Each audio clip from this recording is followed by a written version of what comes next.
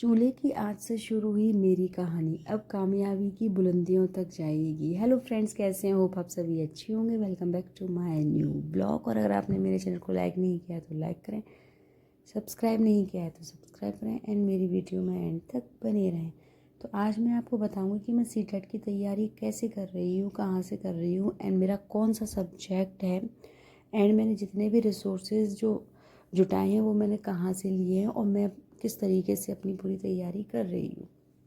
Finally अभी ये मेरा नाइट का शेड्यूल है एंड यहाँ पे मैं बना रही हूँ खाना। देन खाना बनाने के बाद फ्री हो गई थी मैं एंड देन उसके बाद मैंने जाकर के टाइम देखा तो टाइम हो रहा था 12:22 बज चुके थे एंड अब मैं बिल्कुल भी फ्री हुई थी अभी अभी। Now I will come back to my study, क्योंकि जब आपको कुछ करना होता है तो फिर आपको दिन और रात नहीं देखनी होती है। और मेरे पास मुझे अभी टाइम मिला तो मैं बस अभी बैठ गई थी पढ़ने के लिए।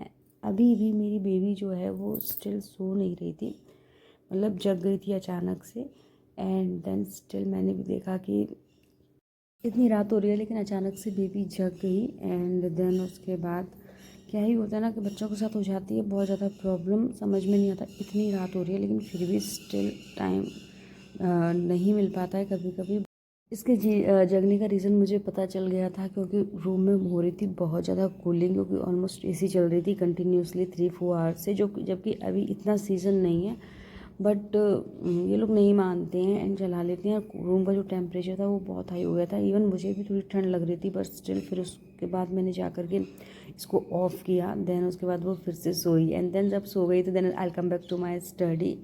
तो यहाँ पे आज मैंने CDP का निकाला एंड यहाँ पे पढ़ी मैंने प्रिंसिपल ऑफ डेवलपमेंट, जो कि बहुत ज़्यादा इम्पॉर्टेंट है and this is one of the important topic for exam के लिए हम कह सकते हैं, बहुत ज़्यादा इम्पॉर्टेंट है। एंड ये सारे रिसोर्सेज जो हैं अगर आपको पढ़ना है तो आप सबसे जो इम्पोर्टेंट है एंड आप NCERT पढ़ो, क्योंकि NCERT इज़ बेस्ट, क्योंकि जितना भी आएगा आपको NCERT से आता है, ये कंफर्म है।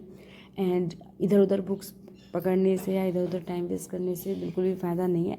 एंड सेकंड थिंग इज़ कि अगर हमें पढ़ना है तो जो नोट्स हैं ऑनलाइन, जो नोट्स प्रोवाइड होती हैं आप वहाँ से भी कर सकते हैं।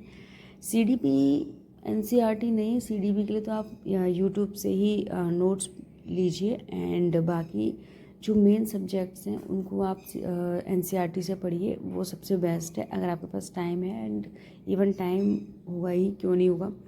एंड मैं बिल्कुल मैंने सारी क्लासेस ली हैं, ऑनलाइन ली क्लासेस एंड यहाँ पे मैंने अपने नोट्स बनाए खुद के एंड अब मैं अपने नोट्स से पढ़ती हूँ, रिवाइज़ करती हूँ। हाँ, ये थोड़ा सा टाइम कंज्यूमिंग हो जाता है क्योंकि एक क्लास को लेने के लिए हमें लग जाते हैं 1 घंटा 2 घंटा की भी क्लास होती है तो उसमें हमारा हो जाता है ज़्यादा